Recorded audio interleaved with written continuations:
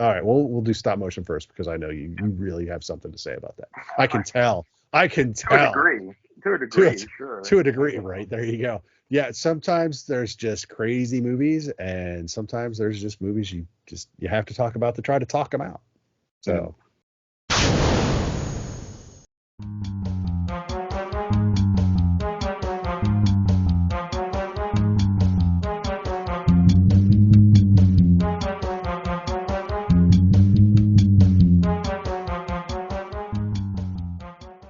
so welcome back to the Visually Stunning Movie Podcast. I'm Mark. That's Ryan. I Ryan. Hey. Uh, let's talk about this wackadoodle movie that I almost didn't get a screener for. I had meant to, and then I kind of fell through the cracks. And then you said, "Hey, if you get a screener for this, we can talk about that." And I was like, "Oh." And because if you mention a movie that's not in theaters per se and isn't getting a lot of hype, then I know there's something there worth talking about. Whether it's good or bad, we're about to find out. But Stop Motion, director Robert Morgan, stars Aisling Frank Yossi, Stella Garnett, Tom York. I had forgotten where I had seen Aisling before, and I forgot again, but I'm about to look it up. And it's Last Voyage of the Demeter. Well, So she was also there was also the Nightingale. which I did not watch. I saw that Okay. on our list. I was like, oh, that was one I believe I was told to skip. Uh, Well, I can see why you'd skip it. It's brutal. It's absolutely brutal, but she's really good in it, and ultimately, I think, depending on your sensibilities, it's not a bad film. right. Um, but it is incredibly brutal. Okay. So here we go. So the movie is stop motion, one word. And here's the synopsis. Ready? A stop motion animator struggles to control her demons after the loss of her overbearing mother. Now, that kind of buries the lead in that her mom is a celebrated stop motion artist Mm-hmm. who is losing the use of her hands to arthritis. And so her daughter, Ella, is having to do the work with her mother sitting over her shoulder, going, just, trying to remote control her daughter. And then her mother is incapacitated and then dies. And so she tries to finish her mom's last film and can't. And then weird stuff starts happening. Yeah. Uh, Yeah, there's a whole sort of artist and apprentice thing at the beginning. right. The master who has seemingly little respect for the person they're training, and yet leaves them enough to be training them. Right. With, but nonetheless, there's a lot of dynamics going on in this film that I thought were interesting regarding being an artist and Mm, what is it to be an artist and how do you art? What is your method for arting? right. Um, so I yes, um, but there's also something about stop motion animation that is always what interesting for me, I guess. And this film is not the happy, colorful Nightmare Before Christmas stop motion. This is the kind of more Oh, there's a grotesque one. nightmare involved. Yeah, yeah, but it's not a smiling skeleton It's not, per yeah, it's not se. cute, fluffy. But it goes back to some, there were films that I saw in the 90s that really took my idea of what stop motion could be and took in new directions. There was what Secret Adventures of Tom Thumb, which was completely stop motion, including the actors. Um, there's a version of Alice in Wonderland called Alice that's done just with stop motion and taxidermy creatures and things. I mean, the rabbit's a taxidermy Mm, rabbit, and so a lot of that fed into the feel of this film, and that kind of I thought that was kind of exciting. And then it takes some of those ideas and keeps pushing and pushing and pushing, and pushing and pushing. and pushing, and keeps it's almost when we're like, okay, well, you've taken this from creepy to oh my goodness. Right. It didn't go quite as far, Not actually, but that's going to sound weird. It didn't go quite as far as I thought it was going to by the end. sure. I actually had visions of something just a little farther at the end. And I have like three or four things that just popped in my head that could have been. Um, yeah. but it's not a perfect film, and I think a lot of the ideas in it are really interesting, and it sort of explores them, um, and it's nice in the sense that it doesn't go out of its way to explain certain things. You kind of have to infer, and you never really know if what you're inferring is exactly what is intended to be told you. But and that space that you're allowed to live in is kind of nice as well. Um, Well, it to be does feel fair, like she is a completely unreliable narrator. yeah, So, so yes, if you don't understand what's going on, it's because of your narrator. Uh, let's just put it yeah, that way. yeah. But I think that it doesn't necessarily hit the home run on.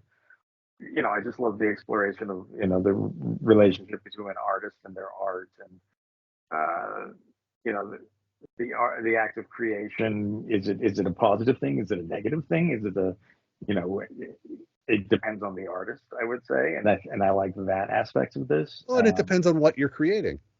Sure. What is your project and where is it taking you to? Um, but there's definitely a grotesque element to this Oh, film, yes. and I like that aspect of it a lot. Yeah. Because Yeah, again, it reminds me of other stuff, and just it works so well for me.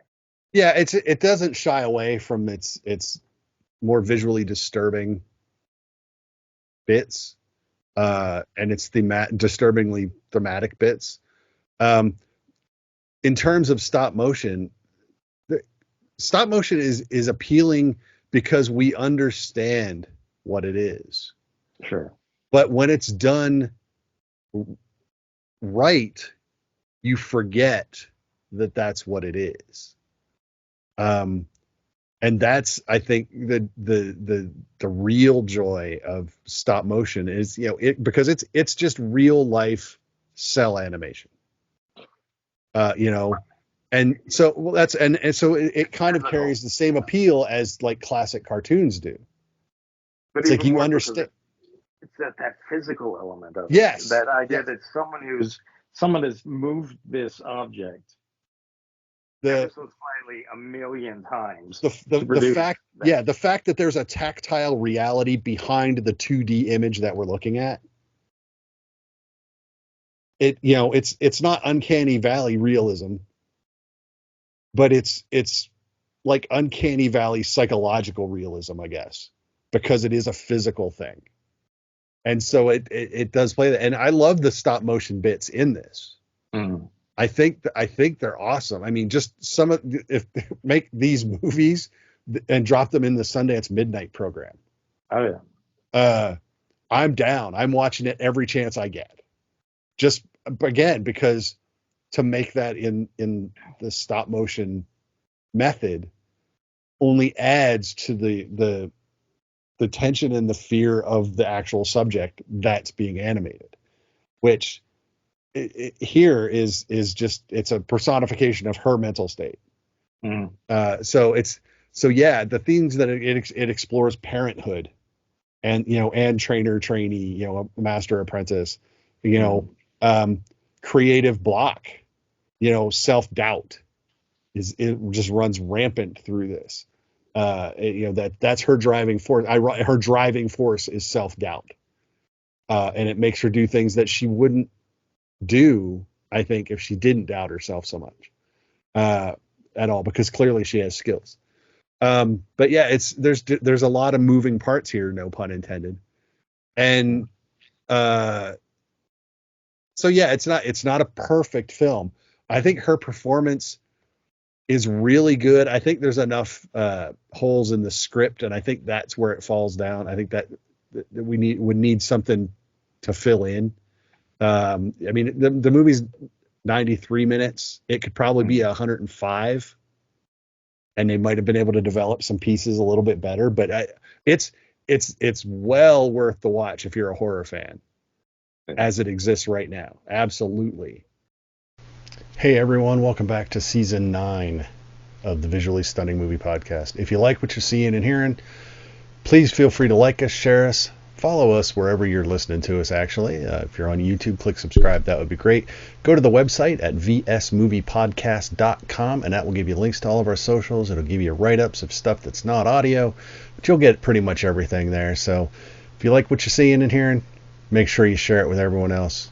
Now let's get back to the show. Yeah. It's a psychological element more than anything else. Yeah. Just because you're able to track the character arc, the mental state of the character. Yep. And you kind of go on this journey with the individual, and you also kind of get a sense of this. I guess this character feels like a pure artist, and then you have other artists in the film that are not nearly as, driven by artistic intention as much as they're driven by financial or having a job and paying bills. Yeah. Yeah. So I mean, there's a lot of dynamics going on in this film that are interesting. Oh yeah. You could probably make this film without ever leaving her head.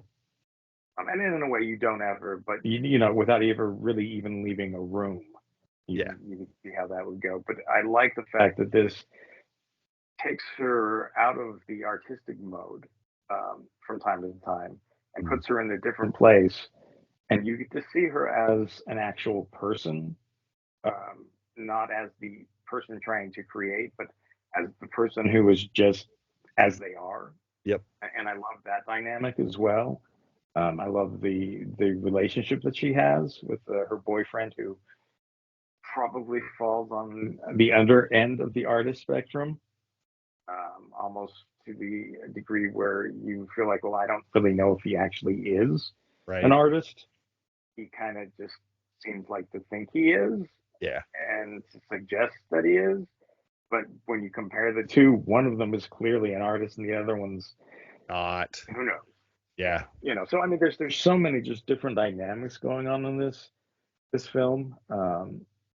I think, and I know you kind of at least feel the same way about this. I think I would have ended it differently. Mm-hmm. I didn't. I mean, even up to the end, if it had gone, but there's just something in the end that just didn't land for me, and that was disappointing. It doesn't ruin the film, but I was just like, not. It just feels like it was an idea that maybe they should have, for me, I think in my review I wrote, they're always going for the jugular, and maybe they should have let this one bleed a little bit. Right. That makes sense. Yeah. I mean, just it's like you don't, you're going full in so often in this film that maybe pulling it back for a moment is interesting. I mean, I think for the character, it could have been interesting. It almost would ground it more in a real world rather than this film. Kind of sits in that area between fantasy, magical reality, and whatnot. And I think if you grounded it just a little bit more towards the end, it would have been, a little stronger. Yeah, ambiguity is. I watched another film that the ending. There's an ambiguity to the ending of this film that, yes, ambiguity can be good, but there's not enough to make an argument in any way, in any direction. So that's what my problem was. Is like there's not enough there for me to argue. Well, clearly it's going to end this way, or probably this is what that means, or probably this is where she is, or whatever. It ends in this. It just kind of tails off, and there's not there wasn't enough there for me to decide how, even in my head, how it ended. I can't come up with a head canon, so I can come up with several, and it's like that's not good. Everyone should have one that's like clear to them, I think. This one doesn't work it so for me, but like I said, it's a cool watch. It's interesting, it's disturbing, and your mileage may vary on the ending. You may think that the ending is just an absolute 10, and good on you. Let me know how you came to that decision. But this is still it's a fun film. It's a fun film. It's a fun film. It's entertaining. It's disturbing. Don't watch on a full stomach in a couple spots. Yeah, I don't know if you want to watch it on an empty stomach either, though. That's true. But there are times in my life where I'm so happy to be a vegetarian. And this film, I can see that. If you thought Lady Gaga's meat dress was a little outrageous, just wait. Yeah, there's some issues here. So it's in theater, and I think it's on VOD. Or soon to be on VOD. So check it out. It's stop motion. Rated R. Yeah. So 93 minutes. Definitely worth a watch. Absolutely. I mean, it was one of those things that I saw a couple pictures from. I read the synopsis and I looked at it. You know what? I think I'm feeling this one. You know, right. We get a lot of stuff thrown at us, and I don't have a lot of time necessarily to carve out.